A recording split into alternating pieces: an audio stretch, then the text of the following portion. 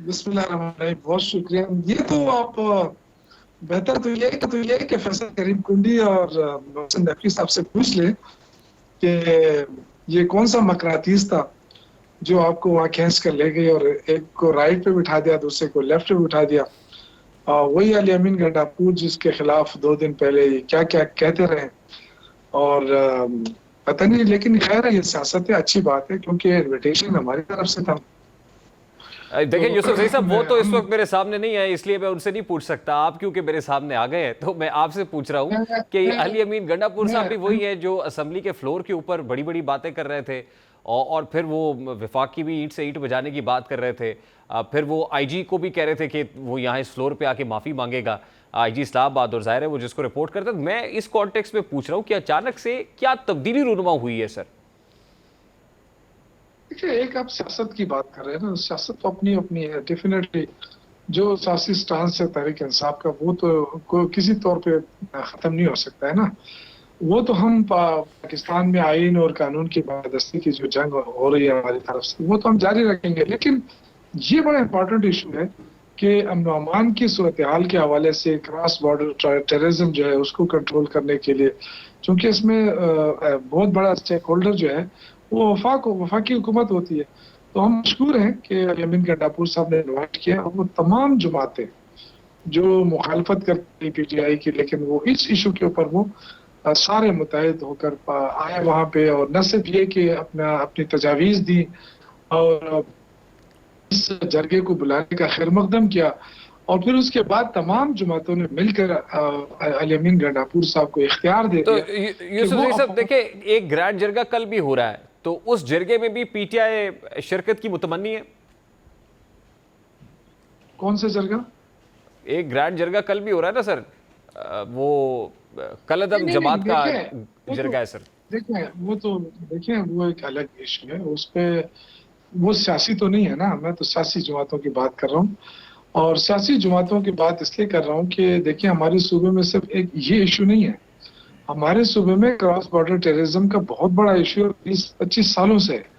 और उसकी वजह से जब अमन की सूरत हाल खराब होती है तो फिर सूबे की इकानमी, सूबे की सियासत, उस पर बड़ा असर नहीं पड़ता तो है। मैं यही तो कह रहा हूँ सर, लेकिन एक आज पर्टिकुलर तमाम पार्टी के ऊपर भी अगर बैन वफाकी हुकूमत ने लगाया तो इसी कॉन्टेक्स्ट में लगाया ना कि वो एंटी टेररिज्म एक्ट जो कि सेक्शन 11B है उसके तहत ये तो उस पर देखें, उसको बैन किया देखें गया है। मैं तो आप उसको सपोर्ट करते हैं या उसके अगेंस्ट खड़े हुए? मैं चाहता हूँ कि यहां से भी कोई नहीं क्लैरिटी नहीं आए नहीं, ना। देखिए देखिए इसमें सपोर्ट करना और उसकी बात नहीं है। यहाँ पे मसला है कि अमन अमान को कैसे कंट्रोल किया जाए।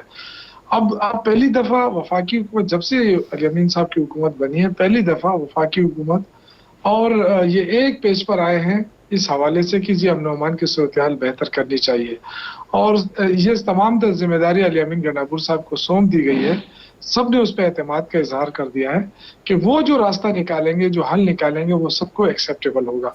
तो अब आगे देखें क्या होता है। जाहिर है अब ये इतनी बड़ी कॉन्फ्रेंस हुई है, सारे NP, Jamaat Islami, Sherpa group, peoples party, नून लीग, अमीर मुकाम ये साहब बड़ी मौजूद अच्छी थे। बात है सर कि ये सारी इसके पॉलिटिकल अलावा पार्टीज की अहमद अली खान थे, रिप्रेजेंटेशन थी। This is appreciable. खान थे। ये तो बिल्कुल ठीक हो गया। ये जो है ना, ये मेरा वो एम्फेसिस तमाम और लोग मेरा जो है फोकस अभी भी कल वाले इकट्ठ पे है जो कल होने जा रहा है 11 से 13 अक्टूबर तक। उसको लेके पीटीआई नहीं, की देखिए वो इसका तो स्टांस क्या है सर? देखिए उस पे स्टांस हमारा बड़ा सिंपल है। और चूंकि सियासी कमेटी है हमारी, और वो उनकी तरफ से अभी तक ये नहीं फैसला हुआ है कि इसमें हमने शिरकत करनी है या नहीं करनी है। डेफिनेटली वही फैसला कर सकती है जो सियासी कमेटी है तहरीक इंसाफ की। इसके अलावा कोई भी ये फैसला नहीं कर सकता, देखिए क्योंकि इसमें इमरान खान जेल में इसमें पीटीआई की और जो अब तक ओपिनियन ये है वो फैसला नहीं डिवाइडेड है हुआ। सर। पीटीआई की राय इस पे मुनकसिम है, क्योंकि मैंने सबसे नहीं पहले तो नहीं बैरिस्टर गौहर का एक सर्कुलर देखा जिसमें उन्होंने वाज़ेह हिदायत जारी की अपने एमएनएज और एमपीएस को कि वो इस तरह के किसी कट में नहीं जाएंगे। फिर उसके बाद मैंने बैरिस्टर सैफ का स्टेटमेंट देखा, वीडियो पैगाम था उनका, और वो ये कह रहे हैं कि वफाकी हुकूमत ने ये जो बैन किया है ये बिल्कुल दुरुस्त किया और हम उसके साथ खड़े हुए हैं, हम सपोर्ट करते हैं वो। लेकिन ऑन कॉन्ट्रेरी टू दिस बहुत सारे पाकिस्तान तहरीक इंसाफ के लोग हैं, इवन सलमान अकरम राजा साहब, वो उसी पॉलिटिकल पार्टी को लीगल एडवाइस देने के लिए, बल्कि लीगल सर्विसेज देने के लिए ऑफर कर रहे हैं। देखिए इस वक्त ये फैसला करना कि जी ये दुरुस्त है गलत है, ये हम तो नहीं कर सकते ना। वफाकी हुकूमत ने बैन किया है तो किस बुनियाद के ऊपर किया है, कोई उसकी चीजें तो अब सामने आ जाएंगी ना। बहुत सारी चीजें तो आ भी गई हैं और भी आ जाएंगी। तो ये तो एक मुसलसल प्रोसेस है, लेकिन जो सियासी कमेटी है तहरीक इंसाफ की, उसने अभी तक ये फैसला नहीं किया है कि कोई ना जाए। हाँ, ये बात जरूर है जो गौहर साहब की तरफ से सर्कुलर जारी हुआ है, लेकिन चूंकि फैसले सियासी कमेटी करती है तहरीक इंसाफ की, उनकी तरफ से अभी तक वो नहीं है। लेकिन मेरा ये ख्याल है कि तहरीक इंसाफ उसमें पार्टिसिपेट नहीं करेगी। तो बैरिस्टर सैफ ने जो स्टेटमेंट इशू किया वो सियासी कमेटी के फैसले से पहले ही कर दिया? नहीं, वो एक गवर्नमेंट को रिप्रेजेंट कर रहे हैं, पीटीआई की गवर्नमेंट है, लेकिन सूबाई हुकूमत को रिप्रेजेंट कर रहे हैं। मैं एज ए पार्टी बात कर रहा हूँ जिसके लिए सियासी कमेटी बनाई गई है ऐसे फैसलों के लिए। उनकी तरफ से अभी तक कोई फैसला नहीं हुआ है कि हम नहीं, देखिए ना सर, सियासी कमेटी का फैसला और सूबाई हुकूमत का फैसला, देखिए ये मसला तो केपी का है, और केपी में अगर सूबाई हुकूमत की प्रिंसिपल पोजीशन ये है कि वफाक के साथ खड़े होना है, तो फिर प्रिवेल तो वो करेगी ना सर। फिर सियासी कमेटी का फैसला क्या माने रखता है? देखिए, मैं आपको कह रहा हूँ कि देखें, बाकी तो चीजें आपको खुद अंदाजा होना चाहिए, लेकिन मैं आपको फॉर्मली अनाउंसमेंट की बात करता हूँ कि गवर्नमेंट का तो आपको स्टांस मालूम हो गया ना थ्रू बैरिस्टर गौहर।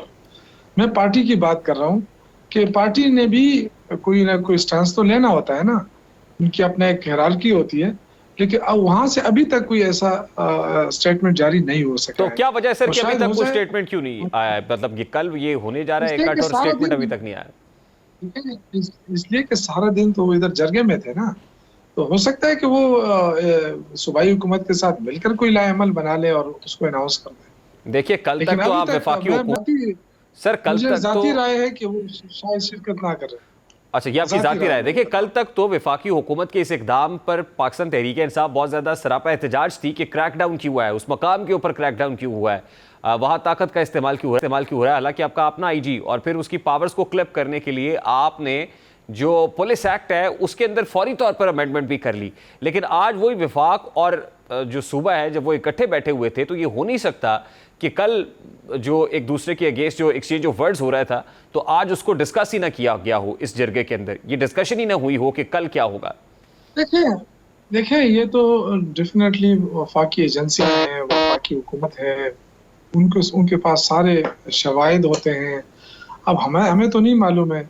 मैं तो अभी भी ये समझता हूँ कि आवाम के ऊपर गोलियां चलाना, इस तरह आज़ादाना उनके खिलाफ कार्रवाई करना, इसको मैं कभी भी इसको जस्टिफाई नहीं करूँगा। लेकिन मैं ये कह रहा हूँ कि अगर वफाकी हुकूमत ने कोई पाबंदी लगाई है तो डेफिनेटली वो उनके पास कोई शवाहिद होंगे।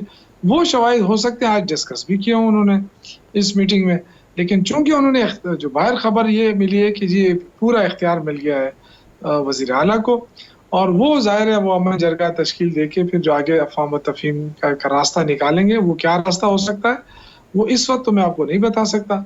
और कुछ चीज़ें मुझे मालूम भी है, लेकिन कुछ ऐसी चीज़ें हैं जो मैं कम से कम यहाँ डिस्क्लोज नहीं कर सकता। और दूसरी बात यह कि जब तक पार्टी का स्टांस सामने नहीं आता, मैं आपको ये अनाउंस भी नहीं कर सकता, लेकिन मैंने आपको बता दिया कि शायद शमूलियत ना करें। अच्छा शौकत यूसुफजई साहब, बैकड्रॉप में कहीं पाकिस्तान तहरीक इंसाफ के हुकूमत के साथ या मुक़्तदर हलकों के साथ कोई मुज़ाकरात, कोई डायलॉग, कोई बातचीत चल रही है? नहीं, इसके अलावा हमारे कोई मुज़ाकरात नहीं चल रहे हैं, ना कोई एनआरओ के लिए बात हो रही है, ना कोई इस तरह की। ये बिल्कुल गलत है। लेकिन चूंकि अमन अमान, क्योंकि ये अगर चाहे वो फोर्सेज है हमारे, चाहे आम आदमी है, उनको तहफ़्फ़ुज़ देना हुकूमत की भी जिम्मेदारी है, और हर पॉलिटिकल पार्टी जो इस मुल्क के अंदर सियासत कर रही है उन सब की जिम्मेदारी बनती है कि हम अपने आवाम को तहफ़्फ़ुज़ दें और मुल्क के अंदर अमन अमान का क़याम रहे। इससे पहले आप देखें कराची के अंदर जो गैर मुल्कियों के ऊपर अटैक हुआ, उस पर भी हमें तशवीश है। और ये चूंकि क्रॉस बॉर्डर टेररिज्म का इशू तो है पाकिस्तान में, तो उसको हल कैसे, उस पे जो है ना आज बड़ी देर तक इस पे अपने डिस्कशन भी हुई, तजावीज़ भी आई हैं सामने। अब आगे देखें कि वो अली-अमीन गंडापुर साहब किस तरह इन इश्यूज को हल करने के लिए इक़दाम उठाते हैं और क्या-क्या इक़दाम उठाते हैं। तो यूसुफजई साहब, लास्टली ये जो कॉन्स्टिट्यूशनल अमेंडमेंट का मामला है, ये भी कहीं पीटीआई और गवर्नमेंट के माबैन डिस्कस हो रहा है या अंडर डिस्कशन है? देखिए, कम से कम ये इशू आज नहीं डिस्कस हुआ है। जो आईनी तरामीम है वो सबको पता है कि उन पे हमें तहफ़्फ़ुज़ात भी हैं और हम उनको मुस्तरद कर चुके हैं। तो वो इस तरह की चीज़ें जो है ना वो कम से कम आज डिस्कस नहीं हो सकी हुकूमत मंजूर करा लेगी सर? और फ्यूचर में भी फ्यूचर में भी हम कम से कम उन तरामीम को सपोर्ट नहीं कर सकते। हुकूमत मंजूर करा लेगी वो तरामीम? आज मौलाना फजलुर रहमान साहब की पार्टी जो कुछ कह रही है, देखिए इसके बाद क्या प्रैक्टिकली आपको पॉसिबल नजर आ रहा है सर? मेरा तो ख्याल ये है कि ये चैप्टर क्लोज हो गया है। आईनी तरामीम मुस्तकबिल में अगर कोई ऐसी तरामीम हो जो बिल्कुल किसी को नुकसान या फ़ायदे वाली ना हो, वो अगर हो जाए तो हो जाए, लेकिन ये जो तरामीम थी ये तो कम अज़ कम इसका चैप्टर क्लोज हो चुका है। इसलिए कि मौलाना साहब की भी सियासत का मसला है कि अगर वो इस तरह की चीज़ों को सपोर्ट देंगे तो उनकी फ्यूचर की सियासत को बहुत बड़ा धचका लग सकता है, तो वो अपनी सियासत भी बचाएंगे। और दूसरी ये कि तहरीक इंसाफ के लिए तो ये बिल्कुल एक्सेप्टेबल नहीं है कि इस तरह की तरामीम आ जाएँ जिसमें सुप्रीम कोर्ट की अहमियत ही ख़त्म हो जाए। और बहुत सारी और चीज़ें ऐसी हैं जिससे हमें शुरू से इख्तिलाफ़ात हैं। तो हमारा वाज़ेह मौक़िफ़ है इस हवाले से, और हमने आईनी तरामीम मुस्तरद कर दी है। शुक्रिया शौकत यूसुफजई साहब, पाकिस्तान तहरीक इंसाफ के रहनुमा।